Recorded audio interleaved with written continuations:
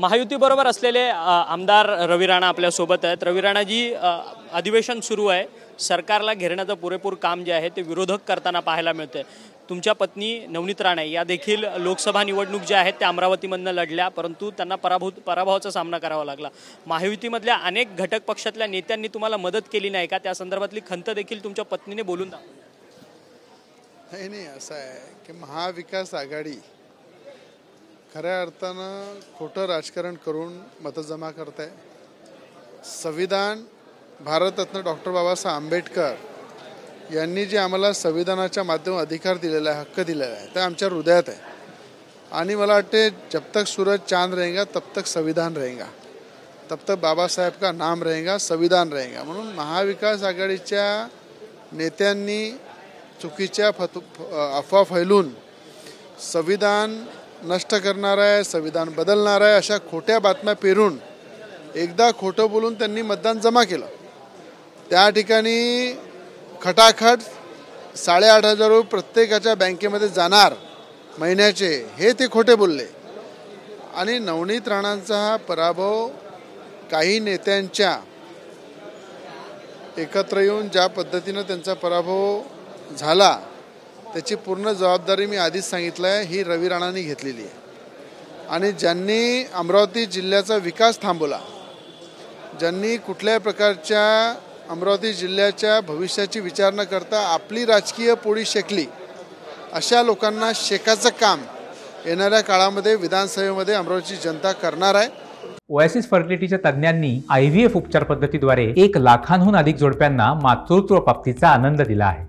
मोफत appointment book करण्यासाठी आजच संपर्क साधा। सोबत दगाफटका झालेला आहे का या सगळ्या निवडणुकीमध्ये? महायुतीमधलेच जे घटक पक्ष होते त्यांनी तुम्हाला मदत केलेली नाही? असं आहे, महायुतीचे सगळे घटक पक्ष माझ्यासोबत होते। एक तुम्हाला माहीत आहे, एक व्यक्ती असा आहे की नेहमी सुपाऱ्या घेऊन काम करते। आणि मी आधी बोललेलं आहे, त्या अचलपूर जिल्ह्याची जनता त्यांना धडा शिकवणार आहे। आणि एक देशामध्ये नवनीत राणांना केंद्रीय मंत्रिपद मिळणार होतं। भाऊसाहेब पंजाबराव देशमुखांनंतर पहिला अमरावती जिल्ह्यामध्ये केंद्रीय मंत्री, जिल्ह्याच्या विकासासाठी मोठी एक आपल्याला संधी होती, ती संधी आपण गमावलेली आहे। आणि येणाऱ्या काळामध्ये तुम्ही पाहिलं की महाविकास आघाडीनं खोटं बोलून जे राजकारण केलं ते खऱ्या अर्थानं त्यांच्या पायावर त्यांनी कुऱ्हाड मारलेली आहे। विधानसभेमध्ये महायुती, ज्याच्यामध्ये युवासेना पार्टीसुद्धा एक घटक पक्ष आहे, आम्हीसुद्धा जागा लढवणार आहे, जागा मागणार आहे। आणि त्या संदर्भात मैदानामध्ये उतरून महायुतीची सत्ता पुन्हा महाराष्ट्रामध्ये बनवू। रवी राणाजी, खरं तर बच्चू कडू यांचं नाव घेणं गरजेचंच आहे, कारण की त्यांनी सुद्धा या तुमच्या अमरावती लोकसभा निवडणुकीमध्ये दिनेश बुबे यांना पक्षातून उभं करून तुम्हाला शह देण्याचा प्रयत्न संपूर्ण केला आणि त्यात ते यशस्वी सुद्धा ठरले। ते म्हणतात की तुमच्याशी आमचं वैयक्तिक, राणांशी आमचं काही बांधावरचं भांडण नाही आणि राणांशी आमचा काही व्यक्तिगत संघर्ष सुद्धा नाही, परंतु राणांनी ज्या 5 वर्षात ज्या काही गोष्टी केल्या दाम्पत्यांनी, त्याला आम्ही कडाडून विरोध केलेला आहे आणि त्या गोष्टींसाठी आमचा संघर्ष कायम असणार असं त्यांचं। असं आहे, राजकारणात वैयक्तिक कोणी दुश्मन नसतं। आज वैयक्तिक दुश्मन नसल्यामुळंच अशी महाविकास आघाडी तयार झाली, महायुती आहे। म्हणून राजकारणामध्ये जेव्हा वैयक्तिक कोणी दुश्मन नसते, पण जेव्हा एखाद्या राजकीय शक्ती घेऊन जेव्हा आपण एखाद्या जिल्ह्याच्या विकासासाठी किंवा जनतेविकासाठी मैदान उतरतो, ते थांबवण्याचा जे प्रयत्न करतात त्यांना सुद्धा थांबवण्याचा पूर्ण अधिकार जनतेचा आहे। आणि मी अनेकदा सांगितलं की कधीही राजकारणामध्ये कोणाची दुश्मनी नसते, वेळेनुसार संधीनुसार आपापल्या जनतेच्या हितासाठी आपल्याला निर्णय घ्यावे लागते। आणि मला असं वाटतं अमरावती जिल्ह्यामध्ये जो विरोध केलेला आहे, ज्यांनी म्हटलं की रवी राणाशी काही दुश्मनी नाही आहे, माझी पण दुश्मनी नाही आहे, पण कुणाची सुपारी घेऊन रवी राणा काम करत नाही। आणि सुपारी घेऊन जर नवनीत राणांना पाडण्याचा ज्यांनी प्रयत्न केला असेल, त्यांनी कोणाची सुपारी, त्या सुपारीचा हिशोब त्या मतदारसंघातली जनता त्यांना, सुपारी कोणाची आहे पण तुम्ही सगळं येणाऱ्या काळामध्ये स्पष्ट होईल।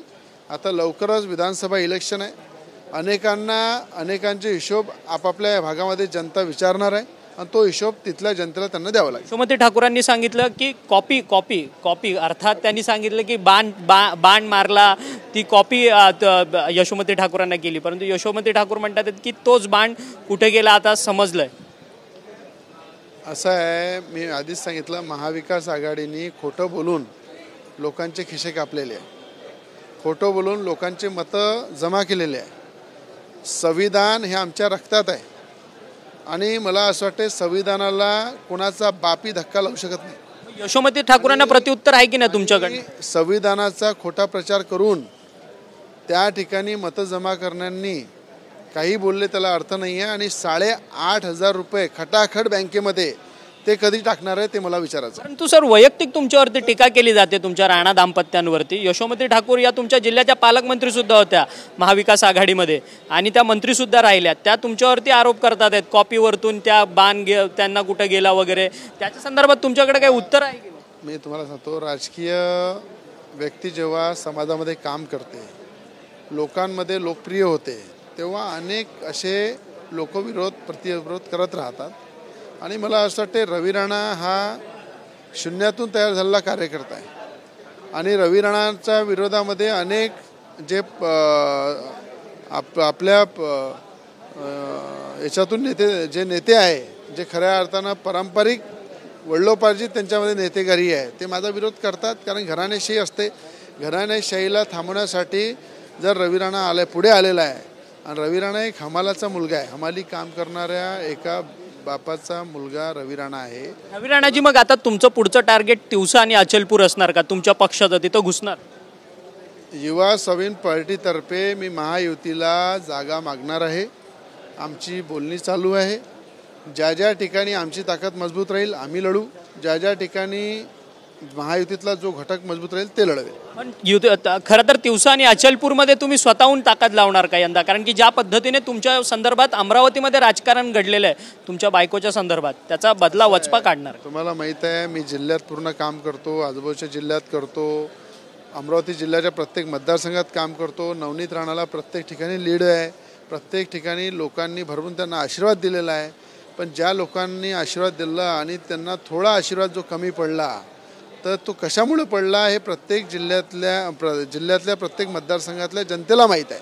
याच्यामध्ये कोण कारणीभूत आहे त्यांचा हिशोब ती जनता करणार आहे. खरं तर धन्यवाद, तुम्ही आमच्याशी बातचीत केली. रवी राणा सर होते आपल्यासोबत, बोलत होते आमदार.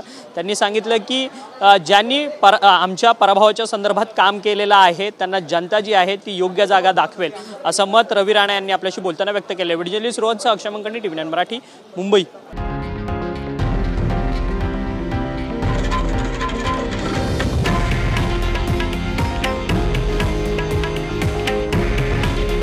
हे आहे देशातील नंबर 1 न्यूज नेटवर्क आणि आपण पाहत आहात TV9 मराठी. काळजी तुमची, हित महाराष्ट्राचं.